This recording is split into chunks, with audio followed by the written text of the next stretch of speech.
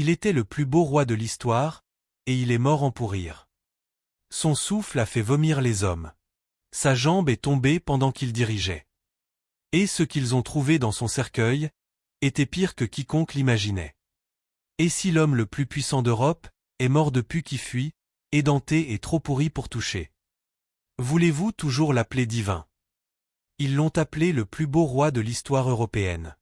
23 ans. 6 pieds de haut. Épaules larges comme un guerrier. Cheveux si noirs qu'ils scintillaient sous la chandelle. Les muscles comme le marbre.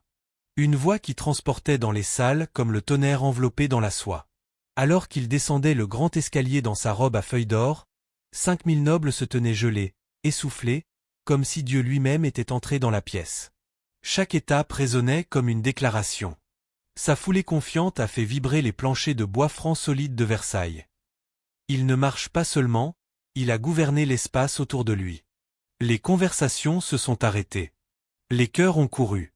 Les ambassadeurs étrangers ont baissé les yeux, vaincus par quelque chose qu'ils ne comprenaient pas mais ne pouvaient pas ignorer. Il parlait 5 langues comme un poète dans chacun. Latin, espagnol, allemand, italien, français, fluide, sans faille. Il se souvenait de noms comme des sorts. 3000 nobles dans sa cour, et il pourrait vous dire le nom de chacun des enfants. Ils ont dit que son parfum avait fait évoluer les courtisans. Les hommes ont ressenti une envie. Les femmes ont ressenti du feu. Et aucun ne pouvait détourner le regard. Louis le XIVe n'était pas un roi. C'était une force. Un mythe. Une légende vivante sculptée de chair.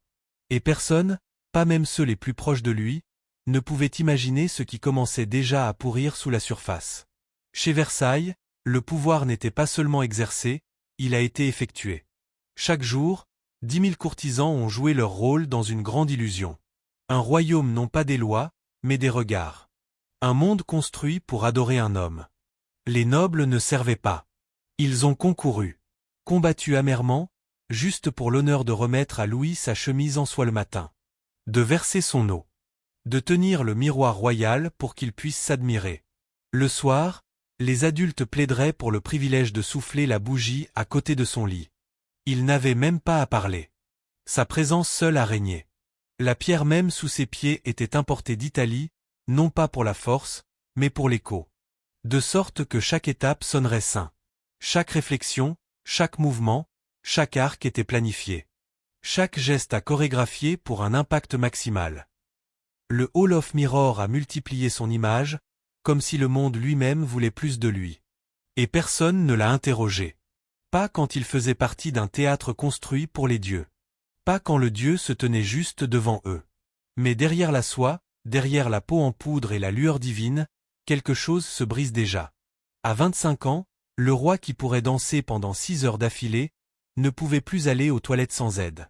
3 ennemis par jour. Tous les jours. Juste pour bouger ses intestins. Son souffle devint aigre, si grossier que les domestiques lui tenaient constamment des bonbons à la menthe poivrée, espérant le masquer. Sa peau, autrefois impeccable, était maintenant épaisse de cicatrices. Huileux. Enflammé. Recouvert de poudre blanche lourde et rouge pour cacher la vérité. Pourtant, rien de tout cela n'a pu être parlé à haute voix. Il était masqué en cérémonie. Enveloppé dans le rituel. Parce que le parfum naturel du roi, même cela, était sacré. Son odeur corporelle naturelle était considérée comme un signe de masculinité divine. Mais en 1686, quelque chose a commencé à grandir. Pas sur son visage. Pas sur ses bras. Mais au plus profond du seul endroit, aucun regard royal n'a osé.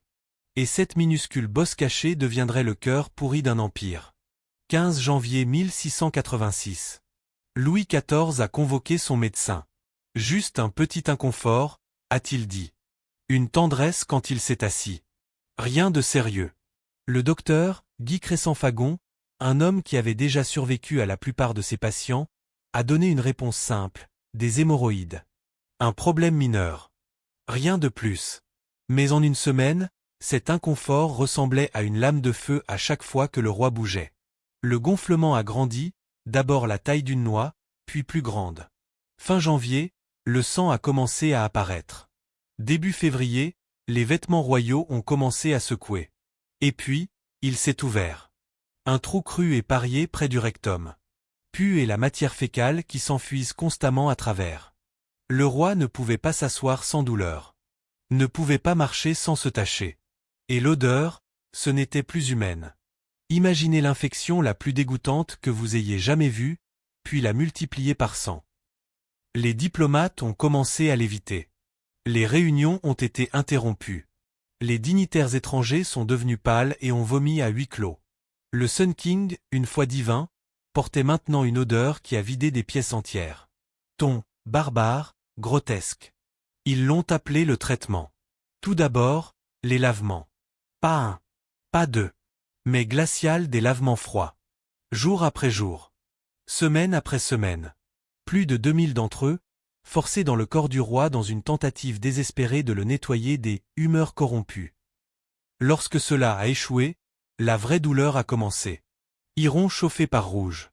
Brillant comme du feu. Pressé directement dans une chair infectée pendant que le roi était épinglé par Yes propre courtisan. Les cris pouvaient être entendus à 3 étages. Plus forts que les trompettes. Plus effrayants que tout ce que Versailles ait jamais connu. Puis vint la saignée, un demi-litre drainé de lui tous les jours pour purifier l'essence royale. Toujours pas de soulagement. Pourtant, la pourriture s'est propagée. Les charlatans sont apparus avec des remèdes miracles, des spermatozoïdes mélangés à du vin, des perles écrasées remuées dans du miel, de la graisse de grenouille bouillie dans un brandy. Tous le salut promis. Aucun ne l'a livré. Et à travers tout cela, la puanteur n'est jamais partie. L'odeur l'a suivi comme une malédiction. Le roi divin n'était plus intouchable. Il a été infecté. Inché. Pourrir. Et Versailles ne pouvait plus prétendre que cela ne se produisait pas. Ils avaient besoin d'un miracle.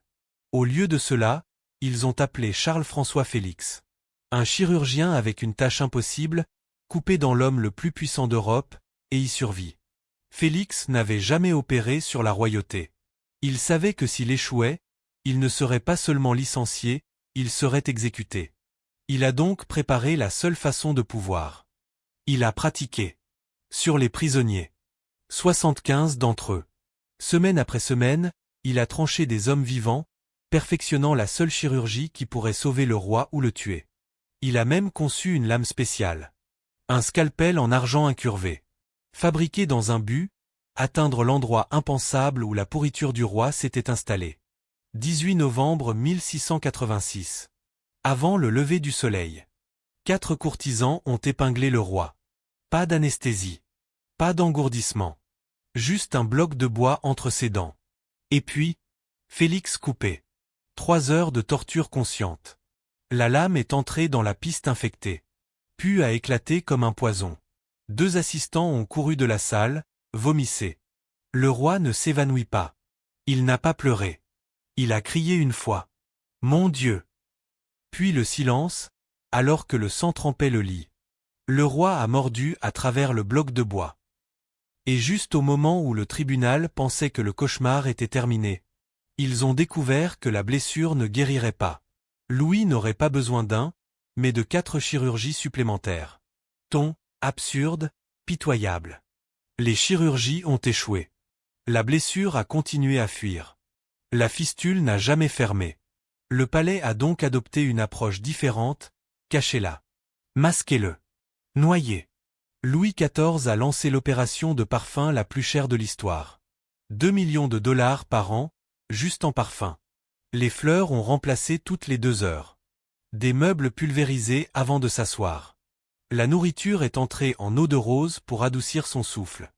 Machine de fumée parfumée brûlant jour et nuit. Rien ne fonctionnait. Son corps s'est toujours coulé. Son souffle était toujours en train de se coucher. L'infection se propage toujours. Le roi qui sentait une fois divin sentait maintenant la mort elle-même. Mais Versailles ne pouvait pas l'admettre. Il a donc continué à parfumer un cadavre, toujours en marche. Toujours gouverné. Il avait dansé jusqu'à l'aube. Maintenant, il ne pouvait pas marcher sans aide. Le roi qui a déménagé avec Grèce avait maintenant besoin de 6 hommes justes pour monter un cheval. En 1700, Louis pesait 265 livres. Une décennie plus tard, 310. Son corps gonflait. Ses jambes gonflaient. Ses mouvements raides, lents, tendu. Et puis est venue la mutilation finale. En 1693, l'un de ses médecins a déclaré c'est dans la source de toutes les maladies. Ils les ont donc retirés. Chacun. Pas d'anesthésie. Pas de précision. Ils ont brisé la mâchoire. A déchiré le toit de sa bouche. Créé un trou si grand, des aliments pulvérisés de ses narines quand il a mangé. La salive se déversa de sa bouche. Son discours se précipitait au-delà de la reconnaissance. Les courtisans devaient se pencher, prétendant qu'ils comprenaient. Il a dû être peint sous des angles flatteurs pour cacher son énorme volume. Mais même le meilleur artiste ne pouvait pas réparer ce qui était devenu de lui. Louis XIV, une fois que l'image de la perfection divine, était devenue une épave bave, obèse et qui fuit. Et toujours, les rituels ont continué. Ton, désespéré, trompeur. Versailles s'est adapté. Ne pas le guérir. Mais pour protéger l'illusion. Plus de 200 nouveaux protocoles de la cour. Pas pour le pouvoir. Pour l'odeur. Les rubans rouges sur les portes de la chambre signifiaient du reste à l'écart, le roi était à l'agonie. Le blanc signifiait entrer uniquement avec un masque parfumé. Le noir signifiait que l'intestin était actif. La célèbre cérémonie de levier, une fois un spectacle de 2 heures, a été réduite à 30 minutes. Le coucher, autrefois majestueux, maintenant chorégraphié avec des rideaux, un rembourrage et un silence. Les serviteurs ont changé de vêtements souillés dans des coins ombragés. Même le flux d'air a été conçu. Les fenêtres se sont ouvertes en motifs mathématiques pour rediriger la puanteur. Les courtisans ont été condamnés à transporter des balles parfumées dans leurs manches. Les visiteurs ont tenu des tissus sur leur visage. Certains ont vomi après l'avoir rencontré, et blâmé les étourdissements pour éviter la honte. Les ambassadeurs étrangers ont commencé à refuser d'entrer dans le palais. L'état du roi était devenu une menace diplomatique. Et pourtant, la performance ne s'est jamais arrêtée. Le dieu roi a toujours donné le public. Des ordres encore émis. Toujours prétendus. Mais même si le tribunal a suffoqué sous la puanteur de la tromperie, quelque chose de bien plus terrifiant se préparait à l'intérieur du corps du roi, quelque chose de si grossier, si implacable, même Versailles ne pouvait plus le cacher. Ce qui est venu ensuite rendrait tout avant de paraître miséricordieux. Août 1715. Le roi s'est réveillé avant l'aube en criant. Sa jambe, brûlant de l'intérieur. Son médecin l'a appelé sciatique. Il avait tort. C'était une gangrène. Le 15 août, Black Spot est apparu sur les orteils du roi. Au 18e, l'infection grimpait. Au 22, il y avait une nouvelle odeur, plus profonde, plus sombre, plus nette qu'auparavant. L'odeur de la chair humaine pourrie. Le gros orteil du roi est tombé entre les mains d'un serviteur. Des os ont traversé la peau sombre. La jambe s'est ouverte comme de la viande de champ de bataille, crue, noire, fuyant. Les serviteurs se sont évanouis lorsqu'ils sont entrés dans la pièce. Les draps trempés d'infection ont dû être changés toutes les 2 heures. La puanteur a atteint les jardins du palais. Toujours.